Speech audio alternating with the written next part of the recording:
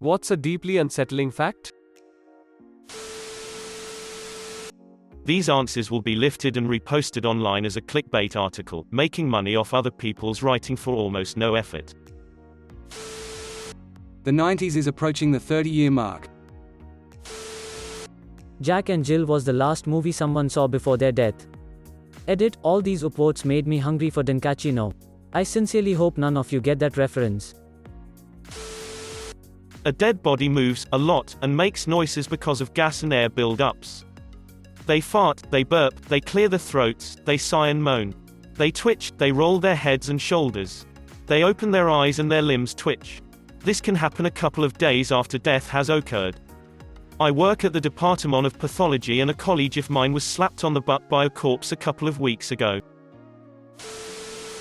Every time another car passes you from the other direction on a 2-lane highway, you're literally inches away from death. You may never know if you've gone insane. There is a fungus that releases spores that allows the spore to control ants. It then proceeds to make the ant kill itself. At some point in the future, one user in this thread will be alive and everyone else will be dead. For those of you with children, you only have about 1000 weekends with them before they are adults. In 1983, the world came closest to a full-scale nuclear war between Russia and the US. Back then, Russia's nuclear early warning system reported that a missile had been launched from the United States, followed by up to 5 more.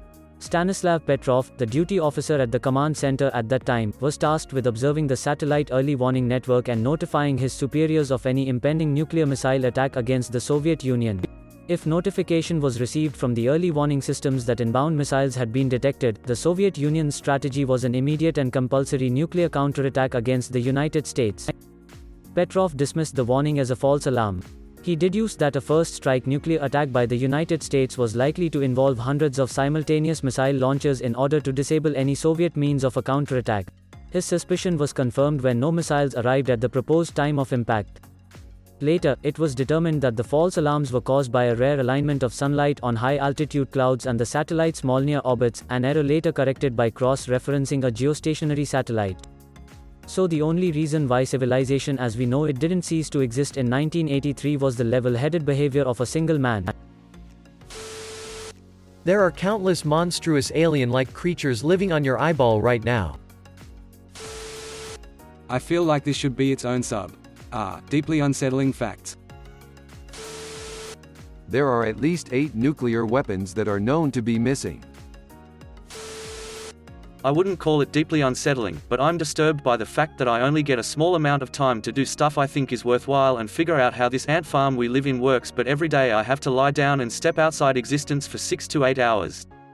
The world keeps going, I keep getting older, and yes, my brain is still processing things while I sleep, but I feel that it is a massive waste of time. If I don't sleep, then my mental and physical health start to decline. The process of falling asleep and waking up also disturbs the project or train of thought that was underway during the day, requiring even more time to get back on track. Meanwhile, dolphins are out there staying up 24/7, which is why they are smarter than us and will be leaving the planet first. Brain aneurysms can happen whenever, wherever. You might already own the clothes in which you'll be buried. The 1961 atomic bombing accident of North Carolina. The U.S. Air Force came dramatically close to detonating an atom bomb over North Carolina that would have been 260 times more powerful than the device that devastated Hiroshima. 2 Mark 39 hydrogen bombs were accidentally dropped over Goldsboro, North Carolina on the 23rd of January 1961. The bombs fell to Earth after a B-52 bomber broke up in midair, and one of the devices behaved precisely as a nuclear weapon was designed to behave in warfare. Its parachute opened, its trigger mechanisms engaged, and only one low-voltage switch prevented untold carnage. Of the 4 safety mechanisms designed to prevent unintended detonation, 3 failed to operate properly. When the bomb hit the ground, a firing signal was sent to the nuclear core of the device, and it was only that final, highly vulnerable switch that averted calamity. I get goosebumps every time I read about it. The first firefighter killed responding to the 9/11 attacks was struck dead in the courtyard by a falling body. 2 people killed simultaneously, one on his way in, the other on their way out. Sometimes I wonder just how close I've come to being killed over the years. For example, a few years back I was leaving a friend's house party and was about to head out the door when I realized I couldn't find my keys. Took about 3 or 4 minutes to find before I went on my way. Fast forward just a few miles down the road, there is a huge pileup of cars and wreckage with no cops or ambulance on the scene yet. Once I got out and went to talk to some involved and help out, they mentioned that the crash happened only a few minutes ago. Really makes you think. The largest known galaxy in the universe, IC 1101, is a billion light-years away from Earth and *6 million light-years wide. Edit. Okay, one more, every cell is considered a life form. You quite literally are a community of billions of life forms living and dying every day so you can continue. And your soul is the zeitgeist of this community. That right now, this very moment, someone is trapped against their will, probably suffering at the hands of someone else, and wondering if anyone out there is thinking about them or remembers them. I test schools' water for lead. Millions of children across the United States, many people here included, are being exposed to absurdly high levels of lead. This leads to behavior and learning problems, lower IQ, hyperactivity, slowed growth, hearing problems, and anemia. If not for yourself, for the sake of your children, please use filters at home. When you die, hearing is the last sense to go. Serial killers have been known to keep captured victims alive for years or even decades. Once I said, "Hi," to my neighbor and she replied with like, "Hi hi," and she walked 50 meters further and hit by a car. You never know how random and to how random people your last words will be. I wouldn't want my last words to be, "Add me some mayonnaise to that, darling." After you die, everyone else's life just carries on. Your doctors and nurses, for example, will go home that evening to their partners, children, have dinner, maybe a beer or glass of wine, enjoy a TV show and go to bed. And you'll be dead. There are a huge amount of illnesses that aren't curable or even treatable. We have this idea that we go to a doctor, they find out what's wrong with us and then fix us.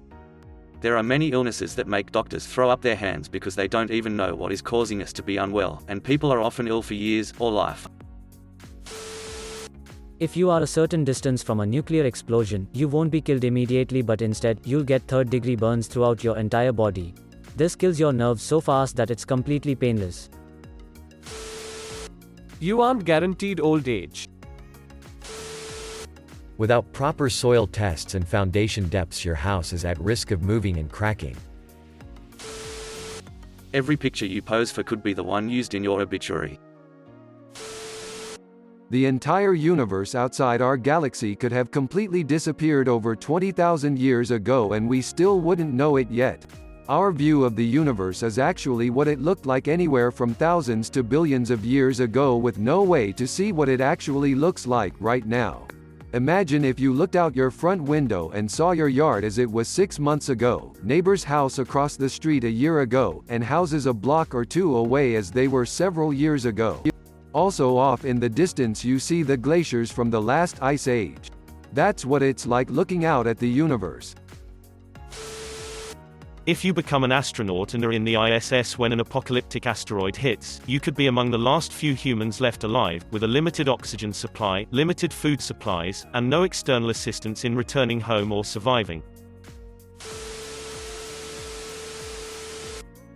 Consider subscribing.